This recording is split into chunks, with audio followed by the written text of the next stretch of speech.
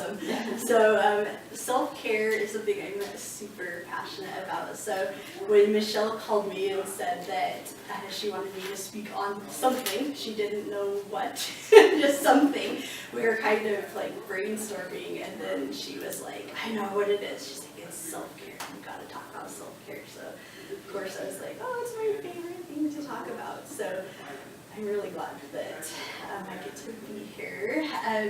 So a few months ago, I was in my therapist's office, like as people do. If you don't, you should be in a therapist's office regularly. And like I was telling her, I just felt really off. And I just kept using that word. She's like, hey, what does that mean? I was like, no, I just feel off. And it was in January, and just like I ended the year really, really overwhelmed and stressed out and just feeling weighed down. And so in the month of January, I was like, I'm just taking the month off from everything, like really everything, like all of my volunteer responsibilities, from like basically everything. Like I was just like wearing all my cute leggings and wrapped up in my heated blanket I got for Christmas, and I didn't even set New Year's resolutions, because I actually kind of like made a goal that I wasn't going to set any goals in the month of January. I was like, I don't want to put any pressure on myself. Like we didn't really do any appointments in the month of January, like other than absolutely necessary ones. Like my calendar was empty. I was doing like self-care is what I considered it. I was like, I ended the year so overwhelmed that for the month of January I'm doing nothing. But here I was, like towards the end of January, beginning of February, and I was like, I feel so off. And so she starts going through the list, and she's like, are you like meditating? I was like, yes, like I'm doing that. And she's like, are you, she starts going through all the self-care chat. I'm like a self-care person. Like I get up on my soapbox for all my caregivers I work with, and like I teach self-care. Like I'm doing all the self-care stuff. And so then she brought up something, and this is something I bring up with people too. Sometimes when you slow down, then it's like things hit you, like emotions that you've been ignoring. Sometimes you get so busy you ignore emotions. She's like, you think that's happening? And I was like, that's not me either. Like I believe in feeling your feelings and all that. So I was like, that's not happening. She's like, then all of a sudden she's like, could you be an extreme extrovert and you have isolated yourself this entire month in the name of self-care? And what you really needed was just fun social outings and getting out and doing things. And instead, you just holed up for an entire month in your little warm blanket with Netflix. And that is not what you needed for self-care. And I was like, yeah, that's totally what happened. And it's funny because we're all different. And even though I was going through the checklist of self-care, and I was doing some good things that I needed and most people need, one thing that I was really missing was that social aspect, because I am very, very extroverted, and I'm a people person, and I love getting out of my house, and I love big crowds, and I love loudness and things that a lot of people hate, and it gives a lot of people anxiety, including a lot of people in my house anxiety. But for me, I thrive on that, and it actually helps me to feel better. And so it's something that we have to look at is, like, are we doing self-care wrong? And a lot of people are doing self-care wrong. Self-care is really such a big buzzword, and it has been for the last several years. It's this hashtag that we all use. We take these pictures of us doing whatever, and everyone's like, hashtag self-care of whatever we're doing, but it might not even be self-care for us. It's just something that society or an article or a magazine has told us is self-care. But what self-care really is what we need for ourselves on all different levels. Everything from physical, emotional, spiritual, relationships with our spouse, with our kids, like all these different things, everything like that comes into self-care. And so we can go through these checklists of like, but I'm doing this, but if you're feeling off, you're feeling not right, you're feeling overwhelmed, anything like that, it most likely means that you are missing self-care in some way. That could be in the form of you need to get into a doctor and get looked at, or you need more social or something, but it means that you're missing self-care. It doesn't mean that you need to go to the beach because that's self-care, or you need a massage. That might be part of your self-care, but self-care really isn't what the media is telling us that it is. And that's something that is really doing a disservice to people, and especially to women right now, is that we all need this self-care. And I've heard a lot of people, a lot of women especially, say, I hate self-care. I don't like to get my nails done, and I don't really like people touching me at massages. I'm not a spa person. And like, those things really have nothing to do with self-care unless they actually fill a need for you. But those things aren't self-care at all. And we're constantly being told that that is self-care, but it's not. Self-care is actually taking care of ourselves, and it's really personal, and we have to figure out like what that means for us. So getting to know yourself is really the first step for self-care, and that can be difficult, and that kind of goes back to we should all visit a therapist if you haven't been. If you don't know what your self-care is and you don't know who you are, you might need that to go and figure out that thing. And another thing that I hear a lot of people say is, well, I don't have time for that. I feel like that is a lie that we tell ourselves, is we don't have time for self-care. And really what that means is it's not a priority for us, and that's okay. Like, I hear people a lot say, I don't have time to go to the gym. I used to say that, then I'm like, what that really means is I don't want to go to the gym. And that's okay. I hate the gym. I think the gym is stupid. It's not me. It's not my kind of self-care. I have a lot of physical issues. It hurts me. It makes me tired. I don't like it. So instead of saying I don't have time, I mean, I have plenty of time. I could like watch movies. I can do all these things. It's not that I don't have time. It's that I don't want to do that. There's a lot of things that all of us say we don't have time to do, and it's not that. It's not filling a need for us. And so instead of looking at those things that people are telling us we need to do and saying, well, I would do those if I had time, they're just not priorities for us. We don't want to do them. And we take a lot of guilt upon ourselves of, well, if I had time, I would do this, this, and this. And we don't need to do that because it's not a priority. And it's not just a lie we're telling ourselves, but other people. And I find this one of the most insulting things that you can say to another woman. And I've had people say this to me, and I've watched people say this to other women, is I've had people come up and be like, oh, I would do all the volunteer work that you do too if I had time for that. And I think that's really an insulting thing to say to somebody. It makes it sound like you're much busier than them, or your time is more important, or you're doing things that are more important. And that's not true. It's just you have different priorities. For me, I really love to volunteer. It fills a big need for me. It is a priority to me. Someone else may be going to school, or that's a priority for them. And so we need to be careful about that. And I've heard other women say that hurts their feelings too. I've had people say, well, I would do crafts like you do, or I would sew, like if I had time, like I just have all this extra time in the world, and and I'm just filling it with these frivolous things, and that's not really the case. We all have different priorities. Those are things that fill a need for us, and we've made time in our schedule.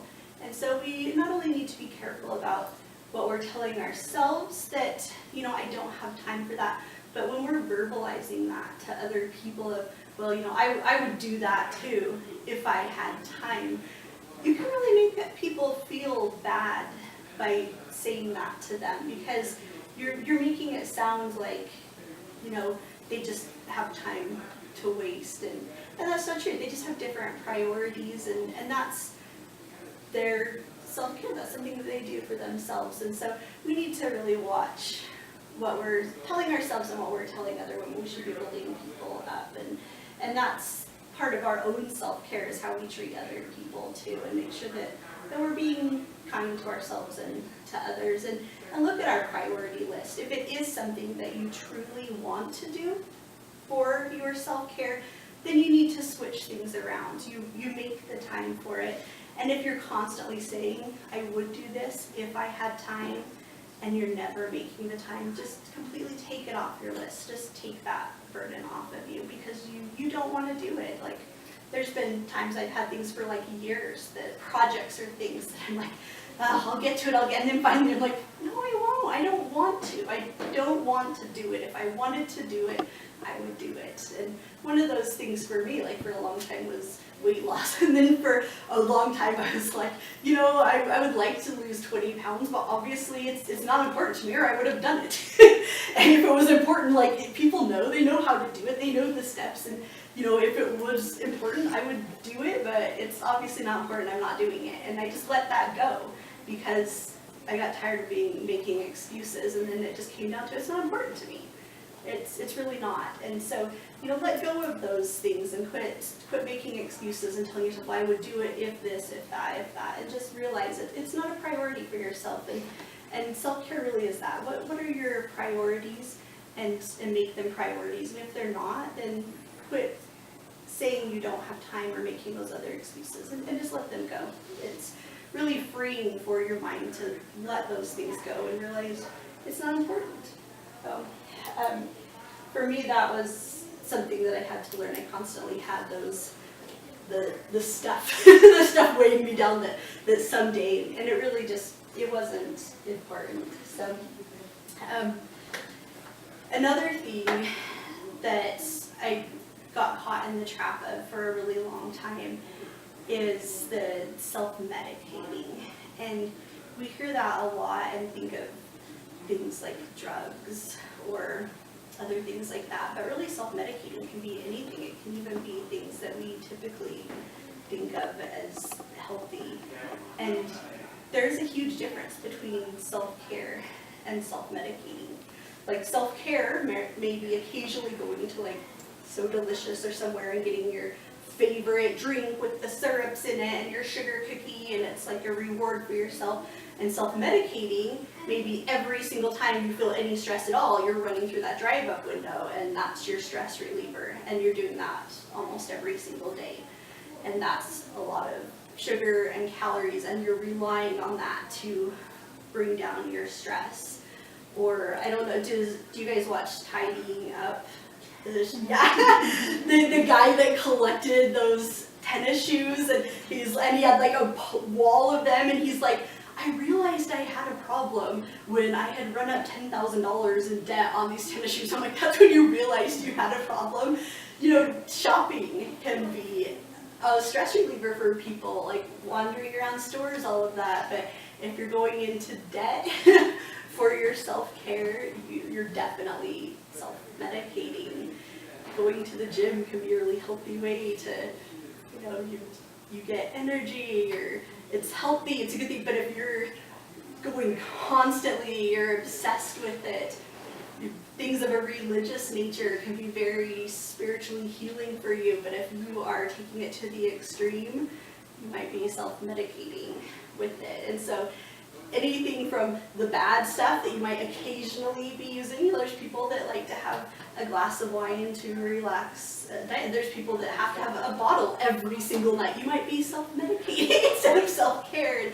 So it can go everything from the things that maybe aren't so good to things that are good, and you're just using them too much. And that's really a hard one, because you want to reward yourself. You want to do those things that make you happy and are good for you. And we don't want to deprive ourselves, but you really have to look at it and of how often you're using it. How much is it costing you, not just in money, but in your relationships? Are you isolating when you're using them? Do you feel like you have to hide, whether it's hide receipts or hide when you're eating or using something, and really look at, like, how is this for you? Is it self-care, or is it self-medicating?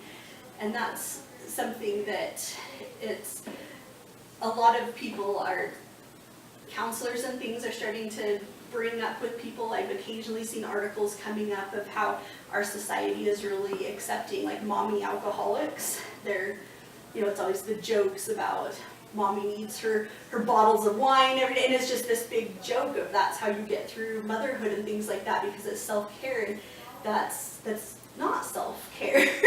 that's really sad, and it's self-medicating, and it's not okay, and it's not just alcohol, but it's so many other things that we're using as a society to just medicate ourselves to deal with everything that we're going through, and you really need to look at the emotions, and that goes back to that.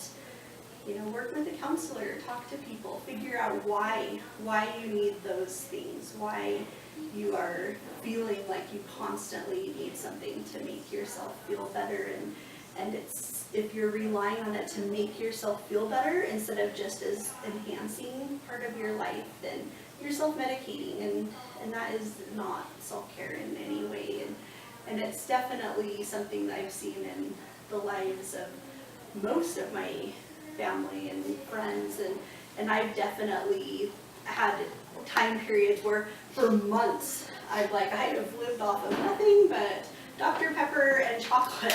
Like, how am I even alive? Like, there's no nutrition in those things, and it's really the stressful times, and that's like all I'm craving. And so I'm actually on a medication now. I've been on it for almost 1.5 years, and I can't have carbonation at all, and it like threw me for a loop. All of a sudden I just started taking this medicine, and you can't even like sneak it because it makes it taste awful, like it's like burning your mouth. And Dr. Pepper had been like this big stress reliever for me, where I was like freaking out, and then all of a sudden I'm like, oh, I feel so much better. And so when I'd go through really stressful times, it was definitely a self-medicating thing where I wanted them more and more. When I wasn't so stressed out, I could have one every couple of weeks. It was just like a special treat.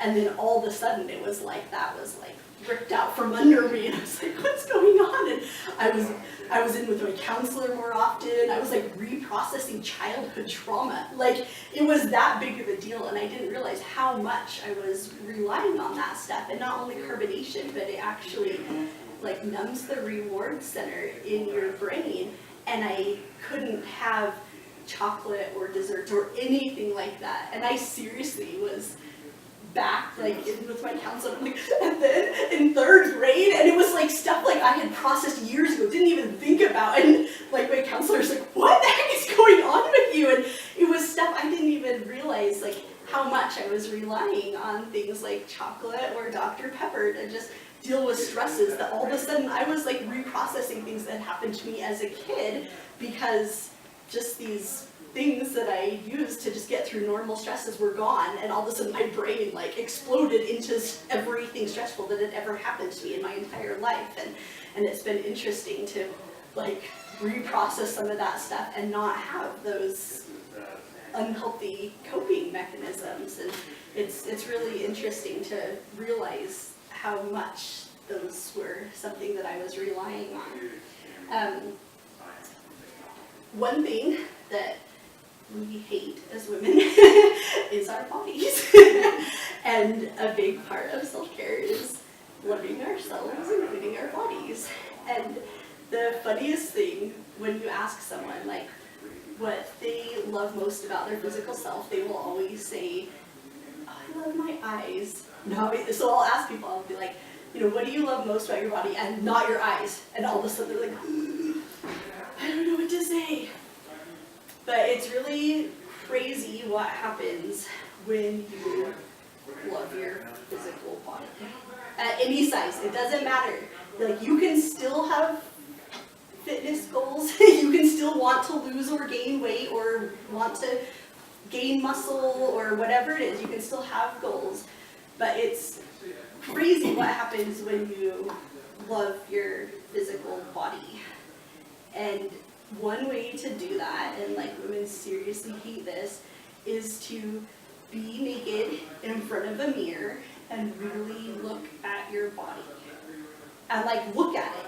Like look at your stretch marks and look at all your flub and like jiggle it around And we hate to do this, but like really do it. Like turn around and like look at the cottage cheese on your butt and really look at yourself and accept it and love it and do it regularly. I know a lot of people that say they never ever look at themselves naked, like ever. Like they get out of the shower and they just get dressed and they don't want to see it, they hate it.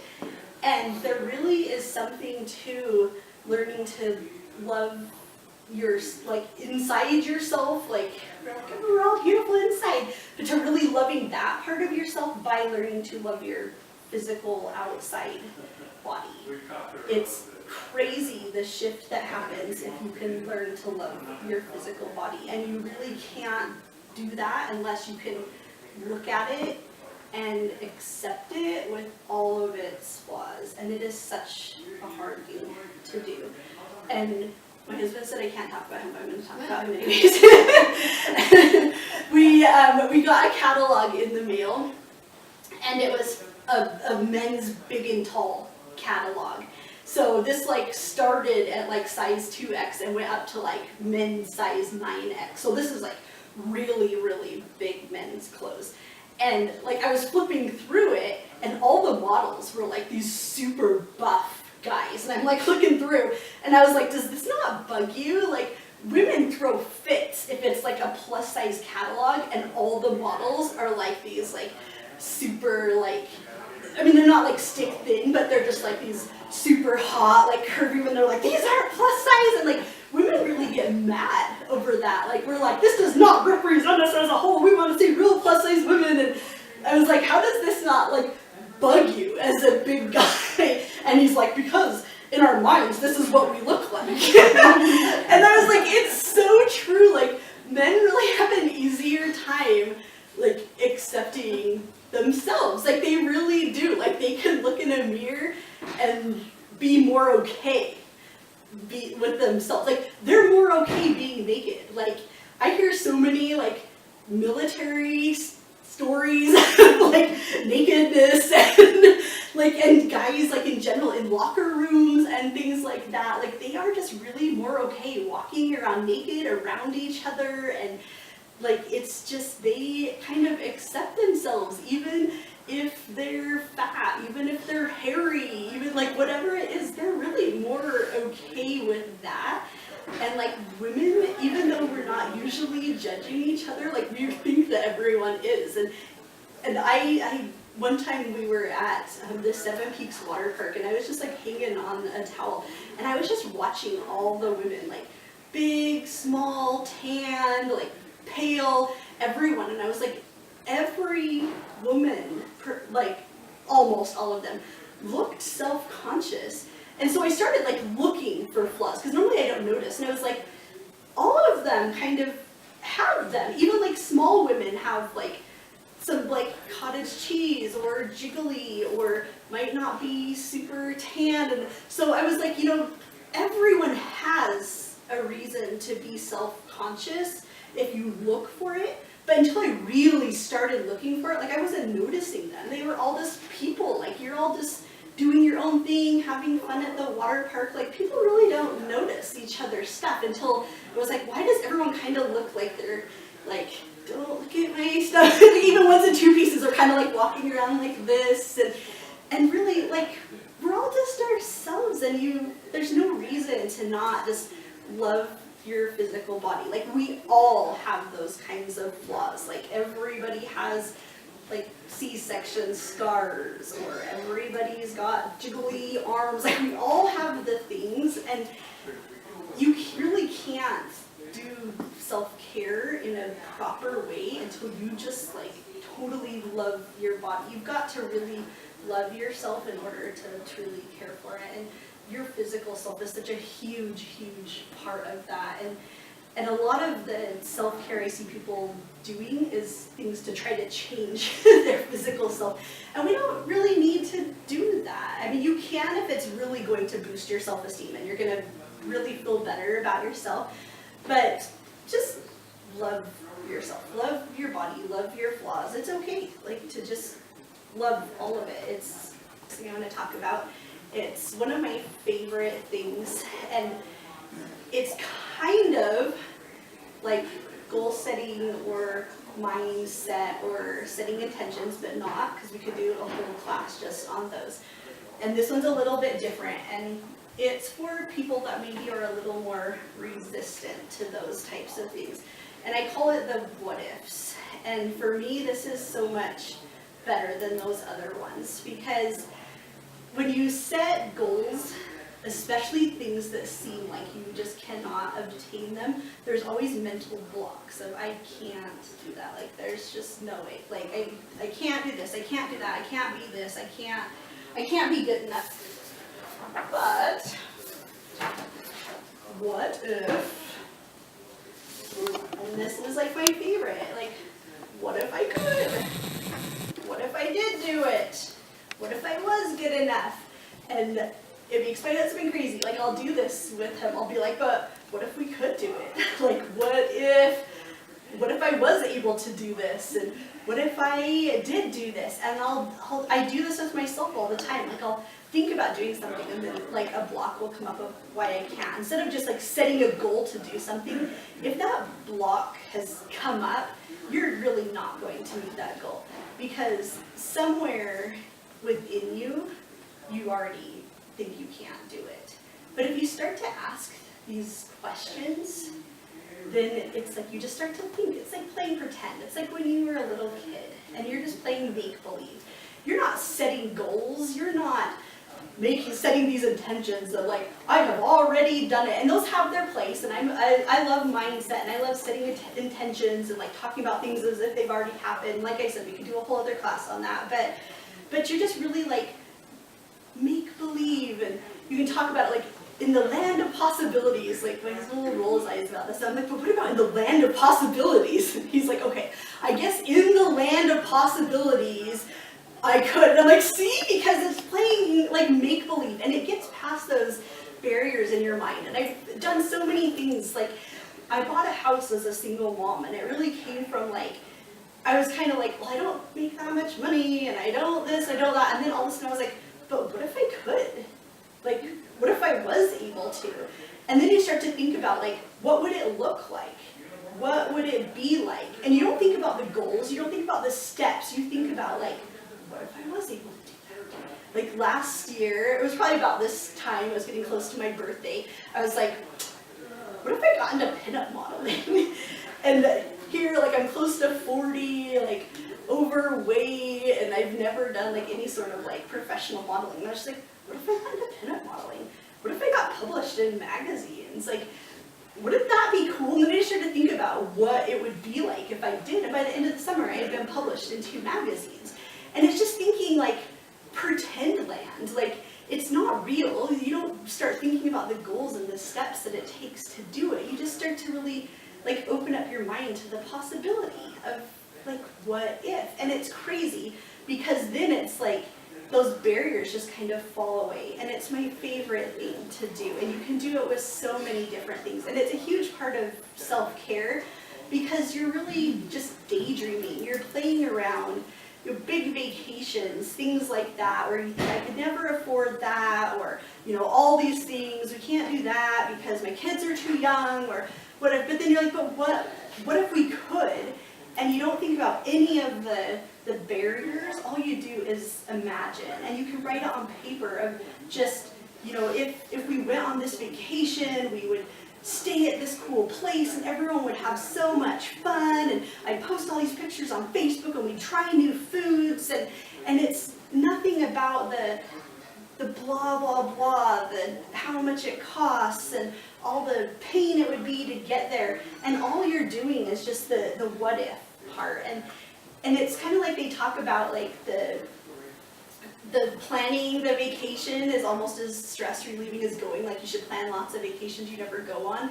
It's the same thing with anything in your life that you think maybe you should do, but there's something holding you back. Just play pretend with it, and it's just this like healing thing for you.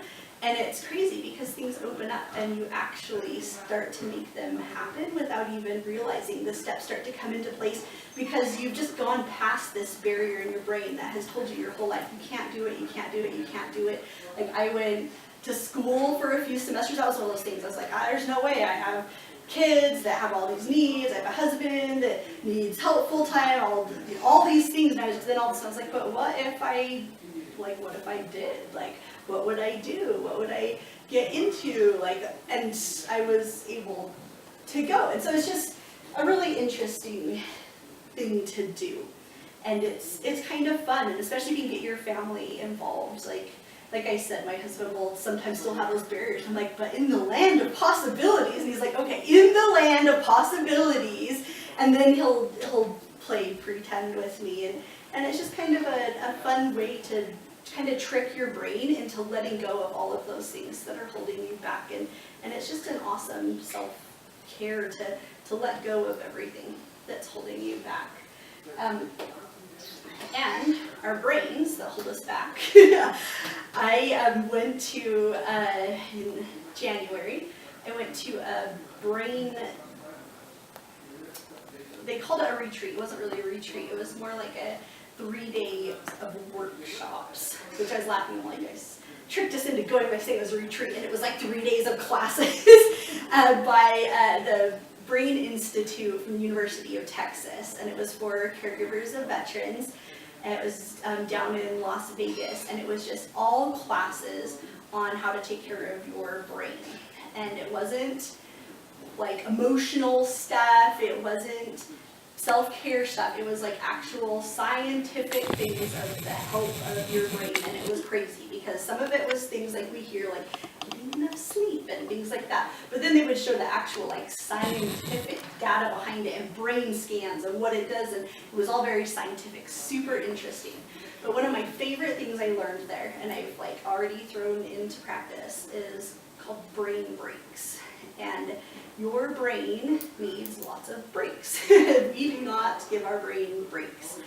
And you need at least 5 brain breaks a day that are each 5 minutes long. And that means you don't have the radio on, no TV on, you're not talking to anyone, like you're just quiet.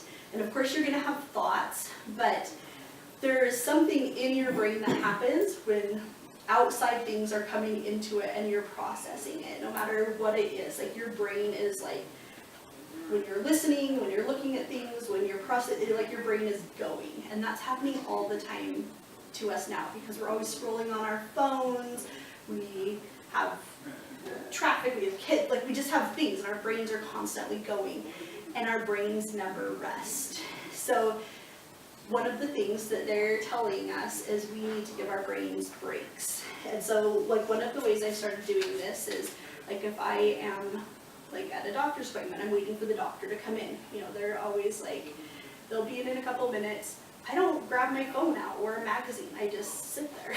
And at first it felt weird because I'm used to just picking something else. But I just sit there and wait. Or if I'm like, I'll be at the vet center, like waiting to go into my appointment, I just sit there. Or even in line at the grocery store, I don't, like I would seriously just scroll my phone, like seeing what's on Facebook. Because I'm like, something had to have happened just during the time I walked through the grocery store. So I'm standing there, better see what it was. And I don't do that. And I just like stand there and just give my brain time. And there's specific times they say that are best to give your brain breaks. Like if you're getting ready to do something really stressful, like you know you're walking into maybe a stressful meeting, you're going to have a stressful conversation with someone, you're going to be doing something that's going to stress your brain out, or you just did something really stressful. You know, sometimes they'll be like, we need to unwind. We really need to give our brain like just 5 minutes to just stop and not do something. Or if you're switching gears from something, like you just got off work and are driving home, don't turn on the radio. Like if you're driving somewhere new and you have to like look for addresses or whatever, that's not a brain break. But if you're just driving like home from work, same way, you always go, your brain's not thinking, you're just on autopilot, turn off the radio and let your brain have a break in between work and home, or in between a meeting to work, or you know, things like that, and let your brain just have those breaks. And it's actually really good for the health of your brain. One thing that they showed us at this conference was that your brain is actually at its prime in your late 40s, early 50s. That is the prime of your brain. And after that, though, it starts to decrease like really quickly. So because of medicine and all the medical technologies, our bodies are lasting a lot longer than they ever did. But our brains, after like early 50s, are decreasing really quickly, which means like the frontal lobe is kind of the first thing to go. So like, you know, we always say like kids and teenagers, their frontal lobe isn't fully developed, so they're not processing that great, they make bad decisions, impulse control, all of those things. When you're reaching after your 50s, things like that, that's what starts to go again. So basically your brain starts to go back as if you are like a teenager and then to like a child. And so, you know, senior citizens fall to scams, things like that, because their brain is childlike again. And so by things like brain breaks, making sure that you are keeping your brain learning new things, doing things that are innovative, things like that, then you can actually strengthen your brain. And we're just kind of over processing our brains. And so that was one thing that they're really like trying to push with conferences like this, is not over stressing our brains. So they're like, we're keeping our bodies alive for a long time, but we're not doing anything to keep our brains healthy any longer. So basically we've got these bodies living for a really long time and our brains aren't staying healthy any longer. So that was something I really took away, was, okay, not only do we need to keep our emotions, like self-care and all of that, but our actual brain we need to be working on. So that was why I was like, okay, brain breaks. I need to give myself brain breaks every single day.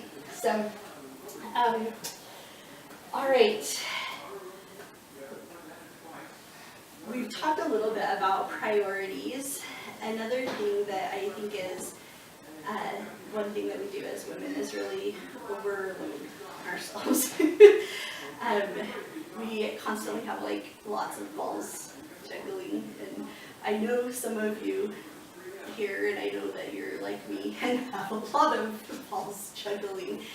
And one thing that someone told me once that I absolutely loved is that you need to look at all the balls that you have in the air and realize that some of them are rubber and some of them are glass. So when you're juggling and you have all of these balls in the air, and some people have less than others. Some people's lives aren't super busy, or you're in different stages of your life, or sometimes you have more than others. But everybody has a mix of balls that are glass and rubber. And when you're juggling those, you've seen jugglers will let some drop and they're rubber and they'll bounce. The rubber balls that can bounce are things that really aren't that important. And depending on how busy you are, how stressed out you are, you can let those unimportant things bounce. And sometimes you can let them bounce for like a really, really long time. And sometimes you can let all of the rubber balls bounce. Like every single thing that isn't the highest priority in your life, you can just let it bounce. And the glass balls are the things that will break if you drop them. And those are the things like the relationships with your spouse or your child, your relationship with God or whatever your higher power is.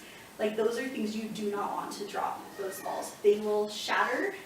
You might be able to put them back together, but they will be completely cracked.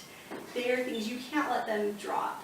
And people will get so overwhelmed that they will drop the wrong balls, thinking that these other ones are really important. And so we need to look at what we've got going on and make sure that the ones that we let drop are the ones that can just bounce, and they will bounce by themselves. And sometimes they are the loud ones that we think are really important, but they're not. And we can look at that and realize that there are other people that can maybe pick them up and put them in their own juggling for a while, or we can just let them bounce. So no guilt, it's okay.